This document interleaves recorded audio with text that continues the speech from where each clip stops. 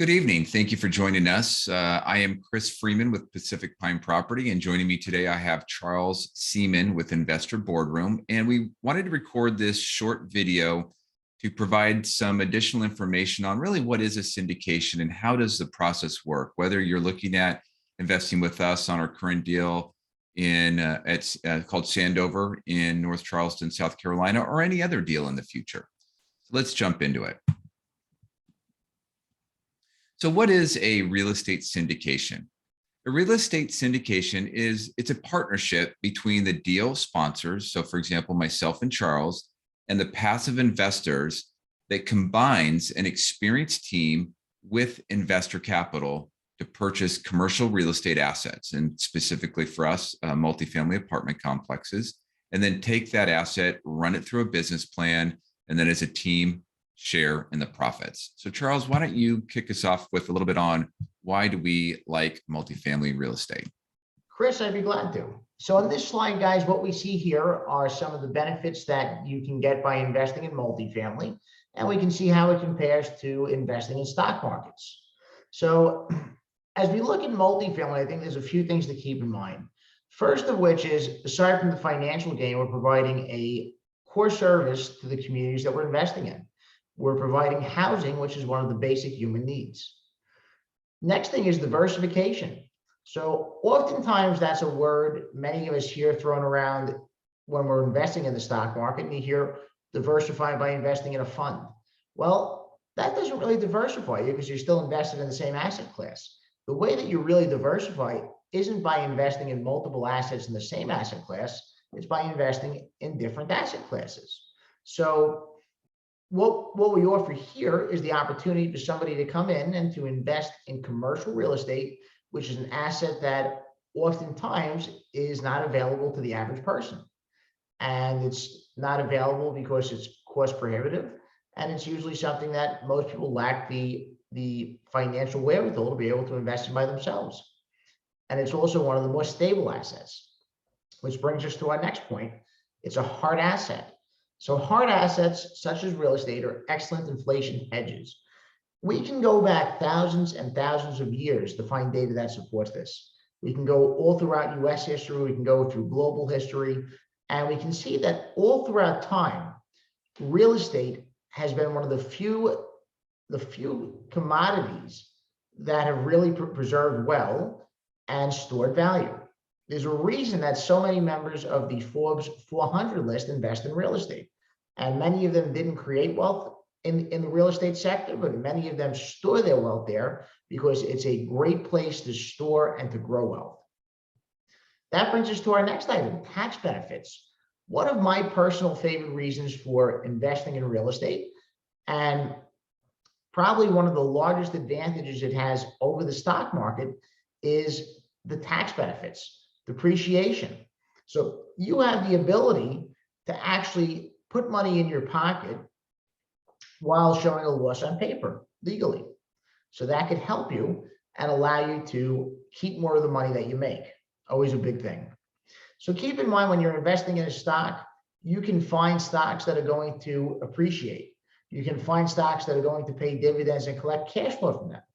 But in either of those scenarios, you will not receive any of the tax benefits that you get from investing in multifamily. Supply and demand. So this is something that's very relevant to the current time.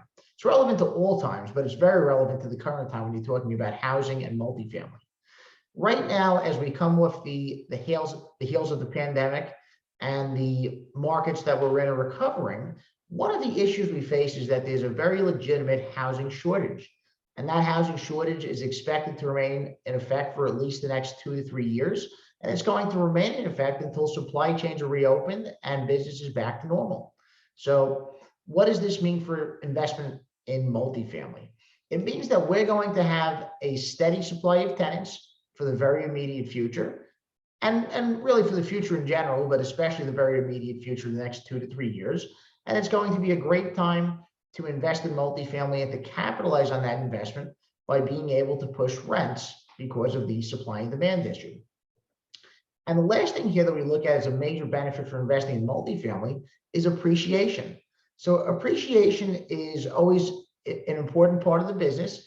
Cash flow is what's going to keep us stable. That's what's going to pay out distributions to investors. That's what's going to keep us on solid footing. But appreciation is where we can really capitalize on all the hard work and the investment that's been made. And one of the largest benefits to appreciation is that, if you're in the right market at the right time, you can get an unexpected boom with your appreciation. So having a team that's going to be familiar with those markets and know where that market is and when that time is, that's going to be a great asset to you. So the biggest disadvantage to investing in multifamily, you'll notice on the right side in our compared to the stock market part of the slide, the top item says liquidity. So the great thing about investing in stocks is that they're highly liquid. But because of them being highly liquid, that also makes the market much more volatile. So if you're somebody who's only investing in stocks currently and you're looking for something that might be a little less volatile, well, commercial real estate could be that answer, because multifamily and commercial real estate is probably it's probably the least volatile asset out there. And it's something that's stood, for thousands and thousands of years. And because of the pricing and the time that it takes to buy and sell a commercial transaction, there's usually not much volatility, but there's also not much liquidity. Next slide, Chris.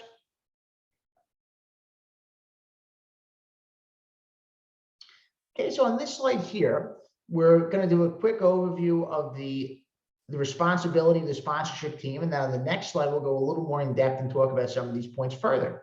So you'll see here, phase 1 is the acquisition phase. Phase 2 is the reposition. Phase 3 is stabilizing. Phase 4 is operating, and phase 5 is yield.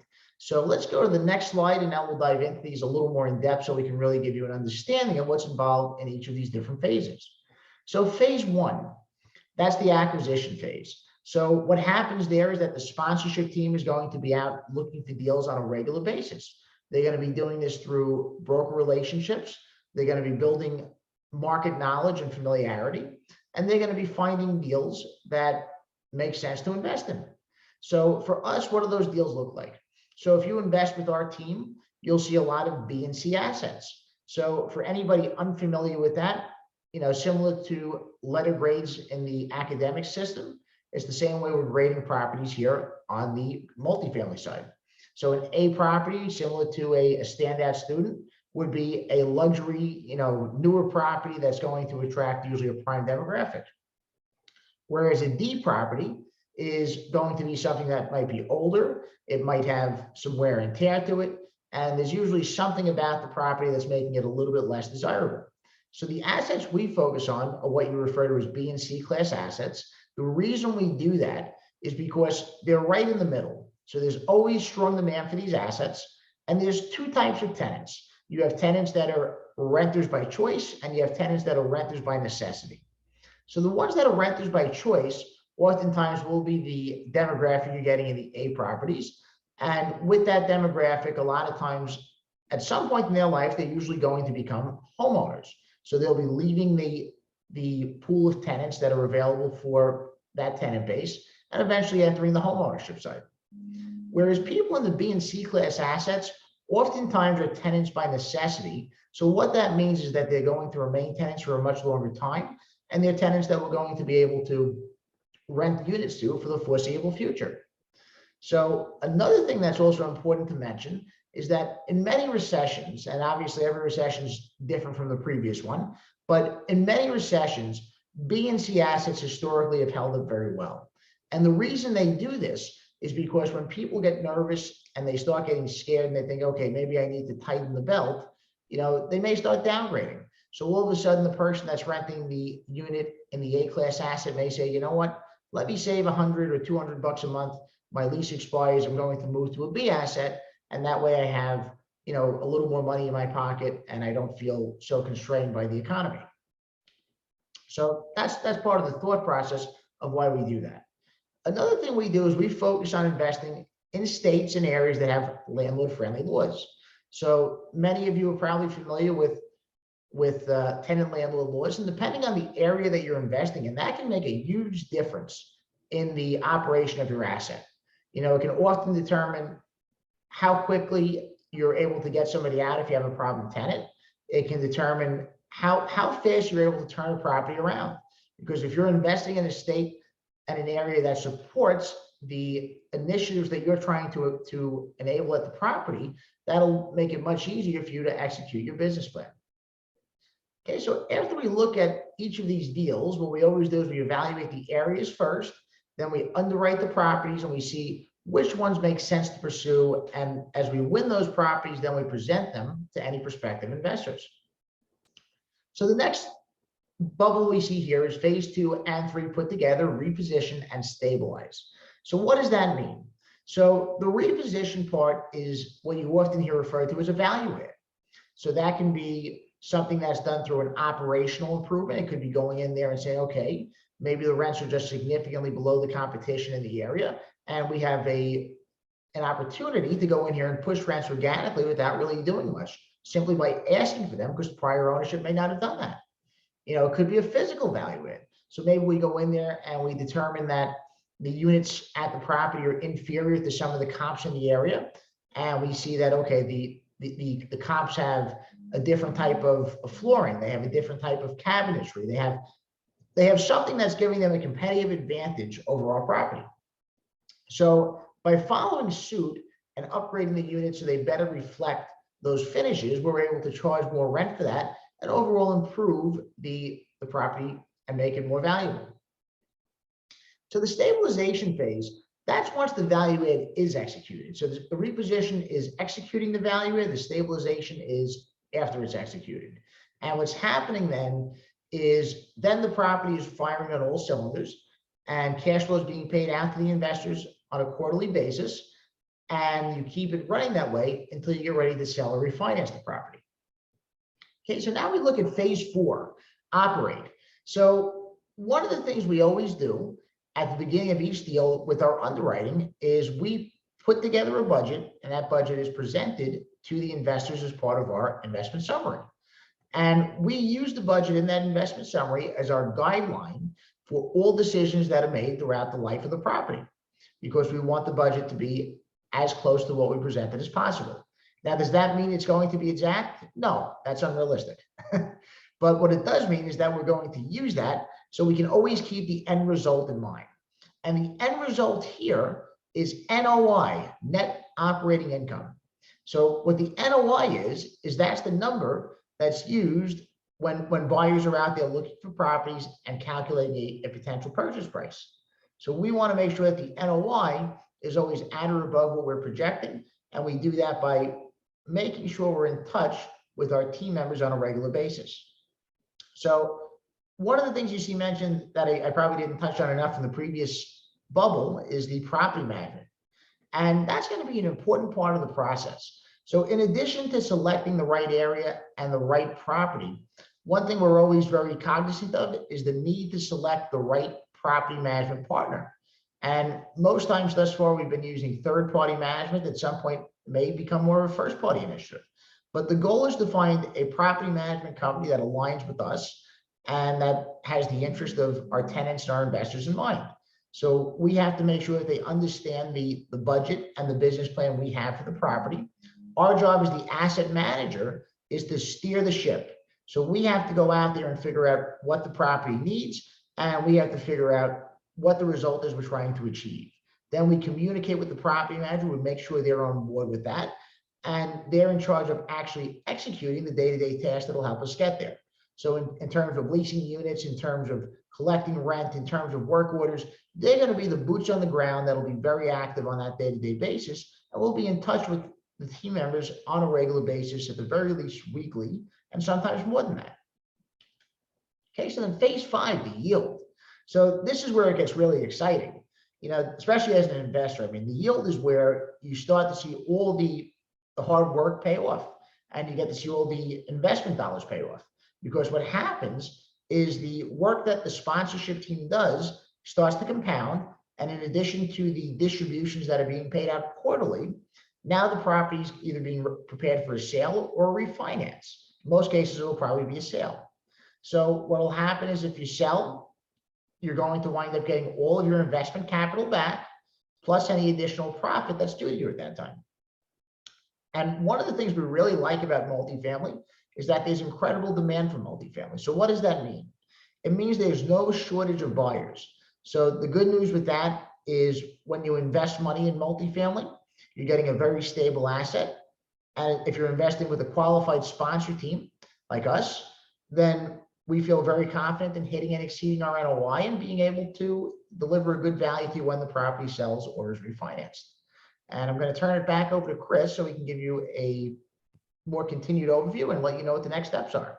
Yeah, thank you, Charles. I appreciate that. So looking a little bit more at the mechanics of a syndication. So who's involved? So from an investor perspective, there's two types of passive investor. There is the accredited investor, and that is somebody, and this is a definition by the SEC, that has a $200,000 of annual income or $300,000 combined with a spouse, and that's over at least over a couple of years, or a net worth of $1 million. Now, you still can invest in a private placement real estate deal if you're not accredited, but you have to be sophisticated. And sophisticated, maybe a person maybe doesn't meet the income requirements or the net worth, but they have enough knowledge to understand that investing in real estate is not a liquid investment and has risk associated with it. So as an investor, when looking at a particular deal, there's a few things that you want to consider. So the first is the sponsorship team. And there's lots of questions that you can ask, but just at a high level, right? Do you know the sponsor, or do you know somebody on the team, or do you know the team collectively? What is the collective experience of the team? Acquiring large multifamily assets takes a team with different skill sets in order to be successful. So, looking at what those skill sets are across the team is important. One skill set that's incredibly important is really the operational side. I mean, that's where we execute the business plan, as per what Charles was reviewing a couple of minutes ago. How will they manage the asset? And then another good question is, hey, is this asset similar to assets that they've operated, acquired, or sold in the past? If they're offering you a C class asset, but all of their assets have been A in the past, well, maybe they're not the most qualified for a C class asset. Next is evaluating the investment. It's really partly going through the same process we go through as a sponsor, right? Is this a market you want to be in? Is the market growing? Are people moving in? Is the market experiencing job growth? These are all economic factors that help drive rents up, that help drive cash flow up, and help increase appreciation over time. Is the market large enough? We personally, at a minimum, like to see 100,000 population or larger, and this just provides more economic diversity within the market. And then evaluating the deal, right? What is the sponsor's business plan? How is the debt structured? And then when looking at the underwriting, how aggressive or how conservative is the underwriting, right? Can the underwriting support a softening in the market? If they've made some really aggressive assumptions in the underwriting to kind of make the numbers work, how much room is there left for any type of market downturn? So these are all really important points to consider when looking at an investment. And then moving over to the structure of the ownership. So as a passive investor, you have limited control, but you retain a percentage ownership of the asset with visibility into the operations. The sponsor, while also putting in their own money, are putting in a tremendous amount of labor to find the deal, execute the syndication process, all the things that Charles talked about a minute ago.